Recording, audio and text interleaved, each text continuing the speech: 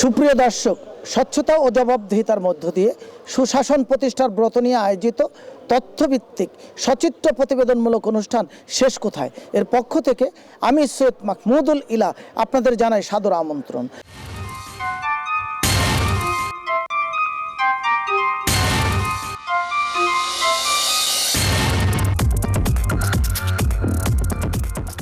প্রিয় দর্শক, আমরা এই মুহূর্তে অবস্থান করছি তেজগাঁ রেল স্টেশনের সন্নিকটে একটি বাসাতে।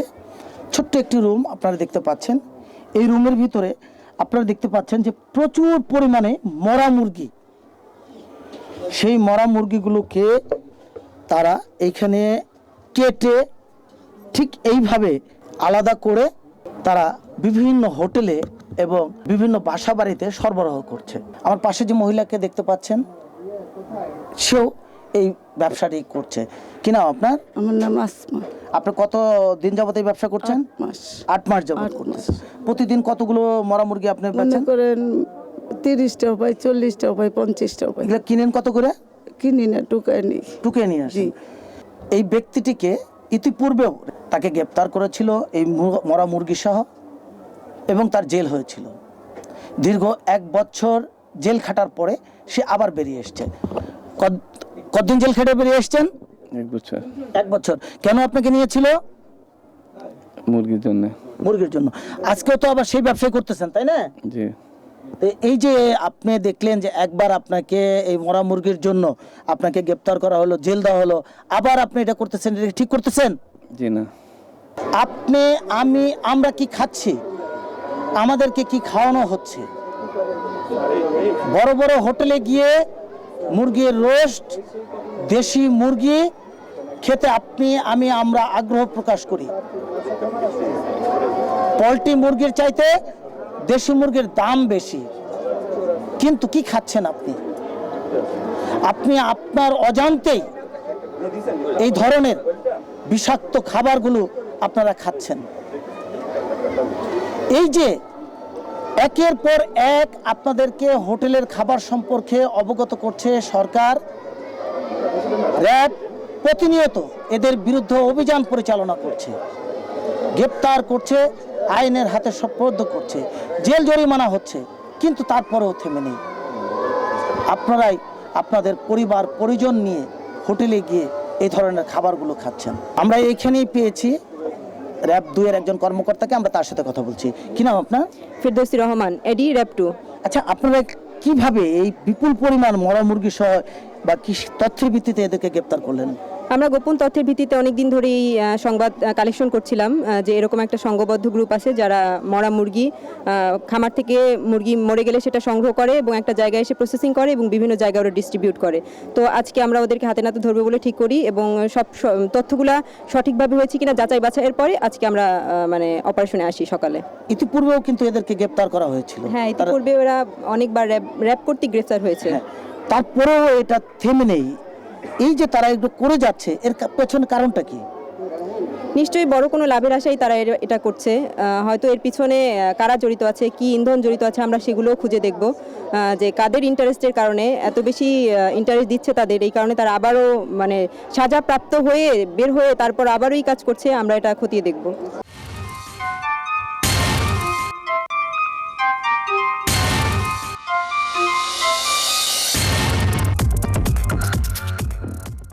প্রিয় দর্শক, এখানে আমরা পেয়েছি র্যাবের একজন ঊর্ধ্বতন কর্মকর্তাকে, আমরা তার সাথে কথা বলছি।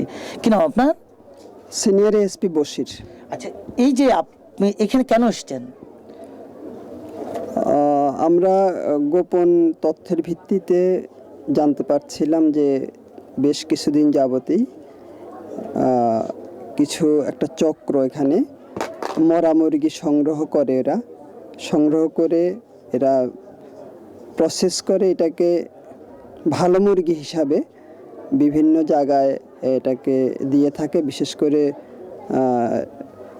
রেস্টুরেন্ট বা যে সমস্ত জায়গায় ফাস্ট ফুড তৈরি করে ওই সমস্ত দোকানগুলোতে তারা সরবরাহ করে থাকে। সেই কারণে আমরা আমাদের গোয়েন্দা তথ্যের ভিত্তিতে আমরা এদেরকে অনুসরণ করি, আমরা তাদেরকে হাতে নাতে গ্রেপ্তার করি। আমরা এখানেই পেয়েছি র্যাবের ভ্রাম্যমাণ আদালতের নির্বাহী ম্যাজিস্ট্রেট মহোদয়কে, আমরা তার সাথে কথা বলছি। এই যে আজকে এই সকল ব্যাপার এবং আপনি সাথে থেকে এগুলো উদ্ধার এবং সমস্ত ব্যবস্থা করার পরে এদের ব্যাপারে আপনি কি আইনানুগ ব্যবস্থা গ্রহণ করছেন? আসলে আমাদের ঢাকা শহরে যেহেতু জনসংখ্যা বেশি, এখানে প্রচুর পরিমাণে খাদ্যের চাহিদা আছে, মুরগির চাহিদাও আছে। তো ঢাকায় 5টা মুরগির আড়ত আছে, এর মধ্যে এই তেজগাঁও স্টেশনের যে আড়তটা সবচেয়ে বড়। সারা বাংলাদেশ থেকে প্রায় 1.5 থেকে 2 লক্ষ মুরগি ট্রাক যোগে সারা রাত এই স্টেশনের মুরগির আড়তে আসতে থাকে। তো পথে ট্রান্সপোর্টেশনের জন্য ট্রাকে করে যখন আসে তখন এই ট্রাকে বেশ কিছু মুরগি মরে যায়। তা প্রায় 2 থেকে 3 হাজার মুরগি ডেইলি এরকম মরতে পারে এই 1.5 লক্ষ মুরগির মধ্যে, 1.5 থেকে 2 লক্ষ মুরগির মধ্যে। তো নানা কারণে এই মুরগিগুলো মারা যায়। কিছু অসুস্থ অবস্থায় মারা যায়, এবার কিছু চাপ খেয়ে গরমে এইভাবে মধ্যে থেকে গরমের পরিমাণ যখন বেড়ে যায়, টেম্পারেচার বেড়ে গেলে মৃত্যুর সংখ্যাও বেড়ে যায়। তো এই মুরগিগুলোকে একটা অসাধু চক্র আছে যারা ট্রাকগুলো ঢোকার সাথে সাথে মুরগিগুলো অনেকটা ছো মেরে ছিনতাই করে নিয়ে যায়। তো তারা বেশ এখানে এই মুরগিগুলো নিয়ে এক জায়গায় জমা করে, পাশেই তাদের কিছু বাসা আছে, বাসাগুলোর ভিতরে গোপনে নিয়ে ছিলতে থাকে। তো এই অসাধু চক্রের 2জন সদস্যকে আমরা মুরগি সহ হাতে ধরেছি। তারা এই বাসার ভিতরে বসে মুরগিগুলো ছিলছিল। একজন আড়তের ভিতর থেকে এগুলো সংগ্রহ করে এখানে সাপ্লাই দিচ্ছিল, আরেকজন বসে বসে ছিলছিল। এই অবস্থায় ধরা পড়েছে। তো এই যে এই দুজন দীর্ঘদিন যাবতই এই ধরনের অপতৎপরতার সাথে জড়িত। আমরা গত 1.5-2 বছর আগেও এদেরকে দণ্ড প্রদান করা হয়েছিল। তারা জেল থেকে বেরিয়ে এসে আবারও একই অপরাধ চালিয়ে যাচ্ছে। এই ধরনের অপরাধগুলো যেহেতু বারবারই ঘটছে, এই অপরাধটা বারবার ঘটলে তাদের শাস্তির পরিমাণও আরও বেড়ে যায়। তো সেক্ষেত্রে তাদেরকে আমরা 2 বছরের কারাদণ্ড এবং 1 লক্ষ টাকা করে জরিমানা করা হয়েছে। প্রিয় দর্শক, এই যে আপনারা দেখতে পেলেন যে তাদেরকে জেল দেওয়া হলো, জরিমানা করা হলো, কিন্তু তারপরেও এগুলো থেমে নেই। প্রশাসন প্রতিনিয়ত এদের বিরুদ্ধে ব্যবস্থা গ্রহণ করছে। আমরা আশা করব আজকে যেভাবে প্রশাসন তাদের দায়িত্ব পালন করছে, ঠিক আগামী দিনগুলোতেও তাদের এই দায়িত্ব অব্যাহত থাকবে, এমনটাই প্রত্যাশা করে এদেশের প্রতিটি মানুষ।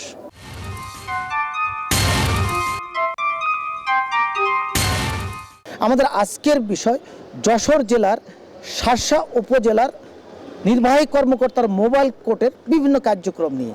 আসুন আমাদের মূল অনুষ্ঠানে।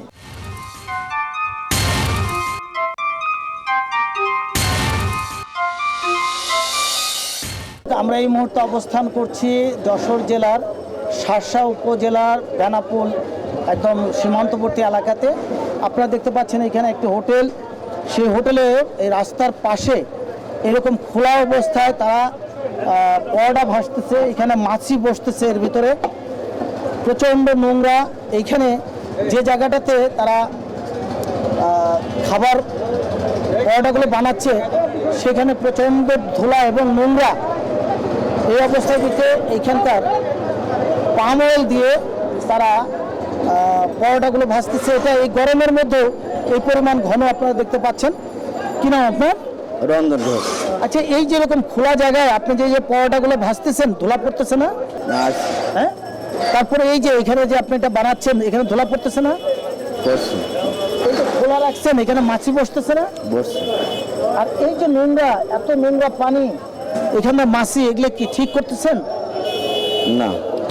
আমরা এইখানে পেয়েছি ভ্রাম্যমাণ আদালতের নির্বাহী ম্যাজিস্ট্রেট মহোদয়কে। আমরা তার সাথে কথা বলছি। কি নাম আপনার? আমার নাম মোহাম্মদ আরিফুজ্জামান। আচ্ছা, এই যে আপনি দেখলেন যে সে এই ধরনের খাদ্য তো উৎপাদন করে সে জনসম্মুখে বিক্রি করছে এবং নোংরা আবর্জনার মধ্যে সে এই ধরনের কাজ করছে, মাছি পড়ছে এবং সে তার এই জনসম্মুখে তার অপরাধ স্বীকার করছে। এ ব্যাপারে আপনি কি আইনানুগ ব্যবস্থা গ্রহণ করছেন? তো খাদ্য অধ্যাদেশ 1959 5,000 টাকা জরিমানা করা হলো, অনাদায়ে তাকে 6 মাসের জেল প্রদান করা হলো। আমরা এইখানেই ঠিক পাশে আরও একটি হোটেল আপনারা দেখতে পাচ্ছেন যে এইখানেও এই খোলা জায়গার ভিতরে এরকম রাস্তার ধারে তারা পরোটা বানাচ্ছে এবং এগুলো বানিয়ে বিক্রি করছে। এখানে হোটেলের মালিককে পেয়েছে, আমরা তার সাথে কথা বলছি। কি নাম আপনার? খন্দকার আবুল হাসেম। আচ্ছা, আপনি কতদিন যাবত এই হোটেলে ব্যবসা করেন? এখানে 2.5 বছর। 2.5 বছর। এই 2.5 বছর যাবতই তো এরকম রাস্তার উপর পরোটা বানিয়ে মানুষকে খাওয়াচ্ছেন? এরকম সবসময় হয়ে আসছে স্যার। সবসময় হয়ে আসতেছে। এই যে এগুলোর ভিতরে যে মাছি পড়তেছে, এখান থেকে রাস্তা থেকে ধুলাবালি এখানে উড়ে আসে না? আসে তো স্যার, এগুলো কি করবো? আপনি এরকম নোংরা ধুলাবালি খাবার আপনি আপনার সন্তানকে খাওয়াবেন? না, তা খাওয়াবো না। এই যে এগুলো করতেছেন এটা ঠিক না অন্যায়? অন্যায়। প্রিয় দর্শক, আমরা এইখানে পেয়েছি মোবাইল কোর্টের নির্বাহী ম্যাজিস্ট্রেট মহোদয়কে, আমরা তার সাথে কথা বলছি। এই যে সে তার এই হোটেলে এইভাবে মানুষকে নোংরা যুক্ত খাবার পরিবেশন করছে, মাছি যুক্ত খাবার পরিবেশন করছে এবং সে তার অপরাধ এই জনসম্মুখে স্বীকার করছে, এই ব্যাপারে আপনি কি আইনানুগ ব্যবস্থা গ্রহণ করছেন? আমরা মোবাইল কোর্টে এসে দেখলাম যে এখানে নোংরা অপরিচ্ছন্ন পরিবেশে রান্না হচ্ছে, মাছিও বসছে, এটা ভেজাল খাদ্যদ্রব্য তারা পরিবেশন করছে। এজন্য আমরা মোবাইল কোর্ট অধ্যাদেশ 1959-এ 5,000 টাকা জরিমানা করলাম এবং অনাদায়ে তাকে 6 মাসের কারাদণ্ড প্রদান করা হলো।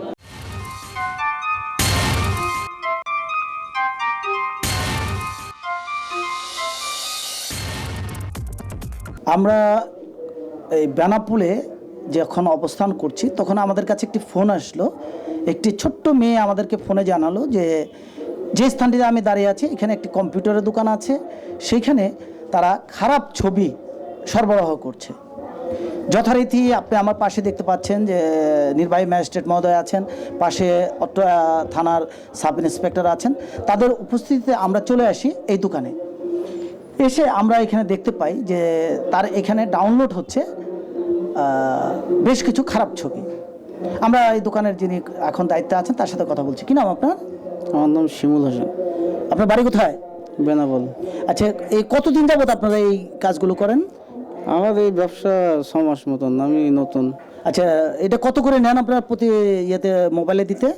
20 টাকা করে মোবাইল মেমোরি লোড দিই। লোড দেন তো ডেলি কতগুলো করতে পারেন? ও ঠিক নেই, ডেলি আপনার কাছে 200, 250, 300 টাকা এরকমই হয়। এরকম আসে। টোটালি আর তো এই জিনিসটা কি ঠিক না অন্যায়? এটা ঠিক, এটা তো বেনাপোলে আরও করে, সেই হিসেবে আমি নতুন করছি। এখন অন্যায় হলে বাদ দিয়ে দেবো, গরিব মানুষ এটা কাজ করে খাই। ও, এটা এই সেজন্য এই কাজ করে খেতে হবে? লেখাপড়া তো বেশি জানি না, এখন কি কাজ, কেউ তো কাজ দেবে না। আচ্ছা, এই যে দিচ্ছেন এই ছোট ছোট শিশু বাচ্চারাও এটা নিয়ে যাচ্ছে, আমাদের যুব সমাজ নষ্ট হয়ে যাচ্ছে না? না, সেগুলো বাছাই করে দিই, সত্যি কথা সেটা।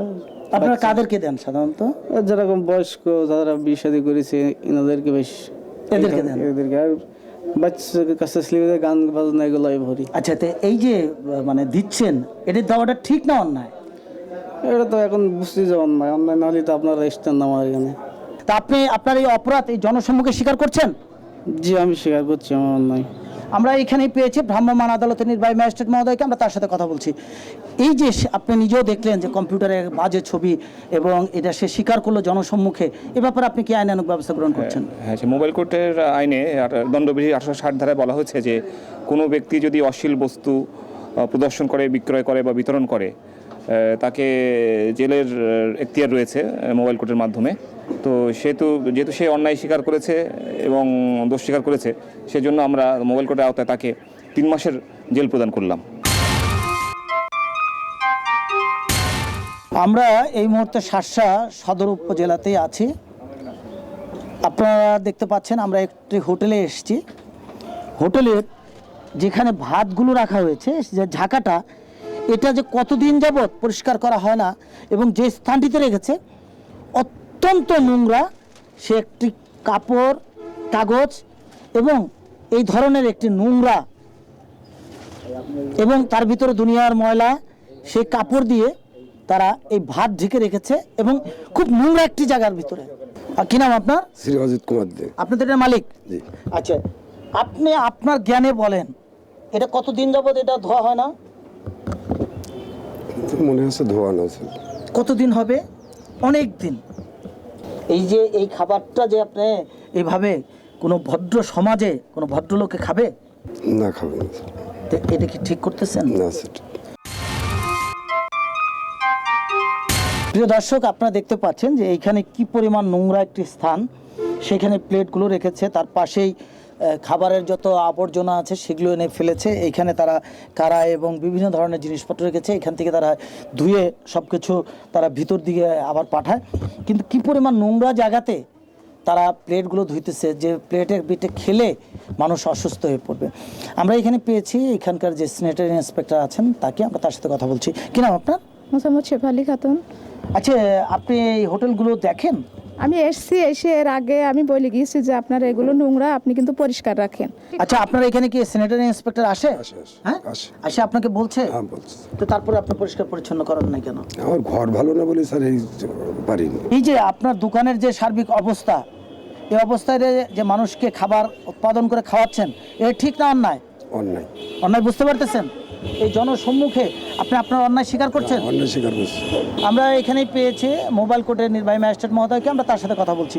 এই যে তিনি তার এই ধরনের নোংরা পরিবেশে খাবার পরিবেশন করা এবং সেজন্য সে তার অপরাধ স্বীকার করছে, এ ব্যাপারে আপনি কি আইনানুগ ব্যবস্থা গ্রহণ করছেন? মোবাইল কোর্ট পরিচালনার সময় আপনারা দেখলেন যে এই হোটেলে অপরিচ্ছন্ন, নোংরা এবং অস্বাস্থ্যকর খাবার বিক্রি করে হচ্ছে, মাছিতে ভরা। তো মোবাইল কোর্ট আইনে আমরা বিশেষত খাদ্যদ্রব্য 1959-এর আমরা এই যেহেতু ওই ব্যক্তি দোষ স্বীকার করেছেন, যিনি দোকানদার দোষ স্বীকার করেছেন, সেজন্য আমরা 5,000 টাকা জরিমানা করলাম, অনাদায়ে 6 মাসের জেল প্রদান করলাম।